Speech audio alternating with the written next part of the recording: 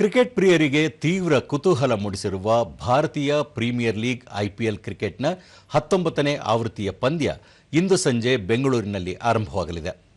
ಬೆಂಗಳೂರಿನ ಚಿನ್ನಸ್ವಾಮಿ ಕ್ರೀಡಾಂಗಣದಲ್ಲಿ ನಡೆಯುವ ಉದ್ಘಾಟನಾ ಪಂದ್ಯದಲ್ಲಿ ಚಾಂಪಿಯನ್ ರಾಯಲ್ ಚಾಲೆಂಜರ್ಸ್ ಬೆಂಗಳೂರು ತಂಡವು ಸನ್ರೈಸರ್ಸ್ ಹೈದರಾಬಾದ್ ತಂಡವನ್ನು ಎದುರಿಸಲಿದೆ. ಪಂದ್ಯವು ಸಂಜೆ 2 ತಿಂಗಳ ಕಾಲ ನಡೆಯಲಿರುವ ಈ ಪಂದ್ಯಾವಳಿ ಮೇ 31ರವರೆಗೆ ಮುಂದುವರಿಯಲಿದೆ.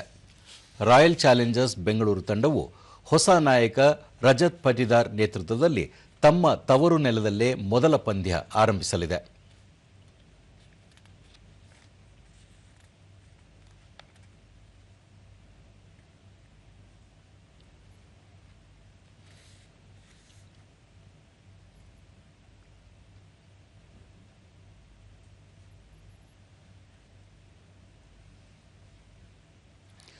ಐಪಿಎಲ್ ಪಂದ್ಯಾವಳಿ ಹಿನ್ನೆಲೆಯಲ್ಲಿ ಚಿನ್ನಸ್ವಾಮಿ ಕ್ರೀಡಾಂಗಣ ಮತ್ತು ಸುತ್ತಮುತ್ತ ಮುನ್ನೆಚ್ಚರಿಕೆ ಕ್ರಮ ವಹಿಸಲಾಗಿದೆ.